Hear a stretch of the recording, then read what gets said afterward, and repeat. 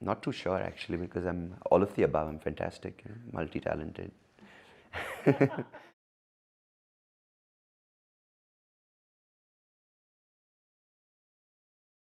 It's nice for the compliments, but it's just I think I'm someone who's happy doing what I'm doing.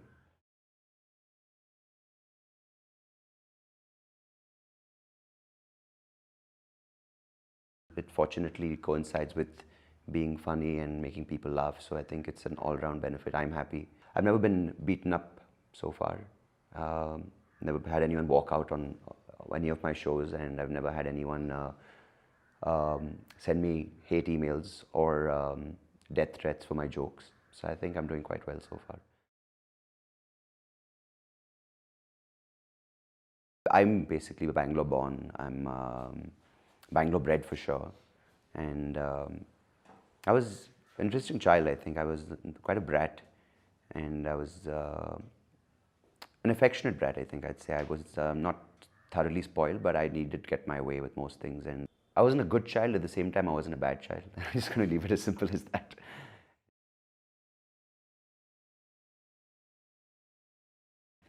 I think it was there. It was, I liked humor and I also liked being funny, but I don't think it was anything.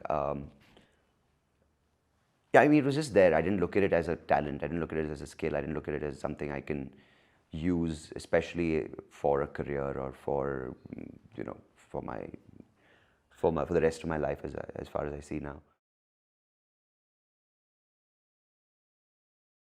I was diagnosed, I think, between the age of 8 and 9. It wasn't like it didn't happen overnight because they weren't really sure what happened. So I mean, I've been diagnosed with an eye condition. I was, and it still exists. It's called juvenile macular degeneration. Can't do certain things. I can't read, and I can't drive, and I can't play sports. Back then, strangely, I could write a little bit. Like I could, I'd get extra time, and I had to have a I had my, in fact, when it started out, I had all my exam papers enlarged, like through a photocopy machine. The font was increased. So I would be able to read and I'd get like, I think 50% extra time.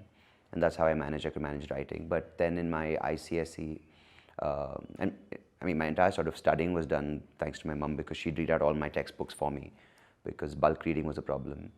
And yeah, so pretty much all my exam material, all my textbooks, all my notes, everything was read out for her by her. And I remember even earlier in school, it was she would basically do all the research for my assignments and my projects, and like all the diagrams she would draw, and I just take the credit for it because people are like, wow, that's fantastic for an 8-year-old. I'm like, I know it is. I'm talented, full of it, right?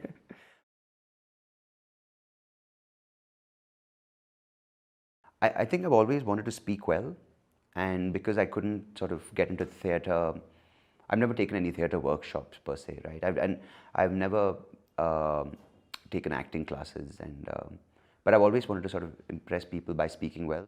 I don't know. I mean, obviously, growing up, you want to sort of impress people through various ways, and I think accent was one thing. But secondly, I think more importantly, something which stuck with me through the years of being in England and being in Wales and in the US was speaking well. But honestly, I didn't know I had a good voice, and you know, now I probably believe it a little bit because lots of people have told me. But I still don't think it's anything um, that spectacular.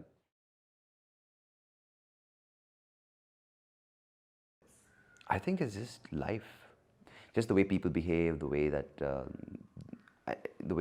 world works, and just things like I think it's just the source is people, and through that you have various outlets. You have what people do, what people say, what how people behave, what people make, what people don't make, what people spoil.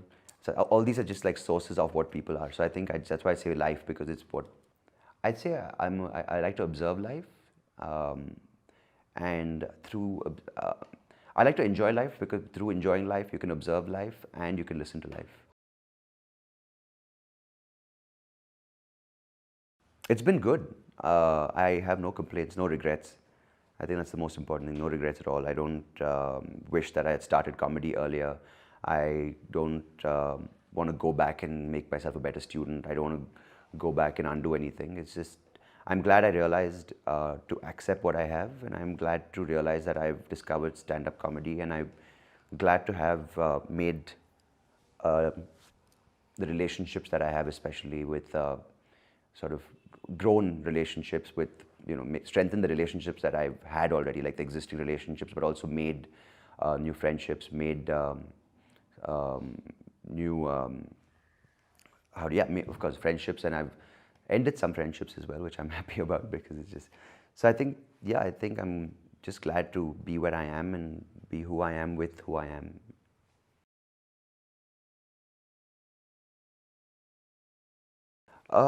Don't do it, I'd say, because there's more competition for me.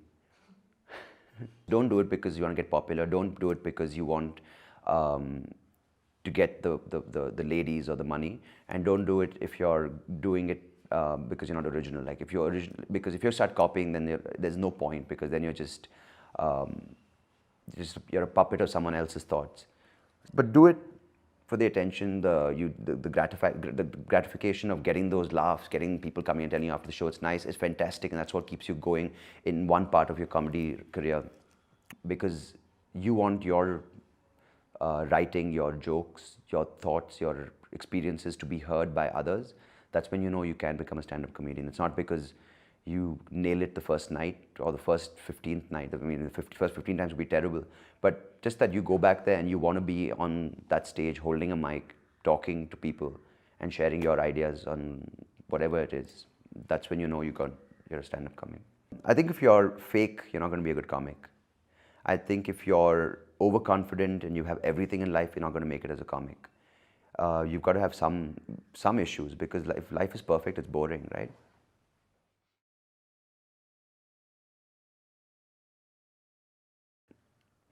I think society is sensitive in the form that it hides behind a lot of these supposed political correct terms. I think people say, of course, education is important when it comes to awareness and sensitization, which is true. It's not the academic education, it's the education of the emotion.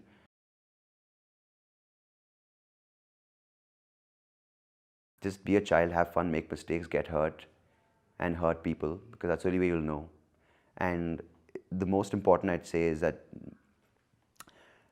don't compete for competition. Don't let competition drive your life, because you're going to ruin a lot of relationships through that.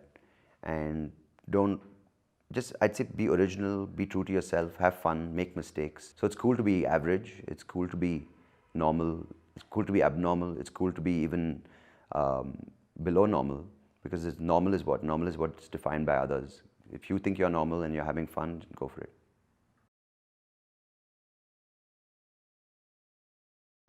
I think I'd like to tell a lot of the teachers that enjoy what you're doing. It's really stupid that you mug up something and then ask someone else to mug up what you've mugged up. It's like a cycle of mugging up, and no one learns.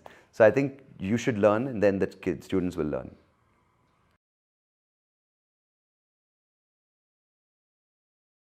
The thing I'd like to say to people when it comes to disability is just, I don't know if words like sympathy, empathy are overused or underused, but I just want to say there are different groups, like women, men, and there are disabled people, there are gay people, there are different kinds of people. So, and there are overlaps within these groups. So it just takes all to make this world. So just accept that. Just be aware of others. I think being selfish is a little too much, and so don't be greedy.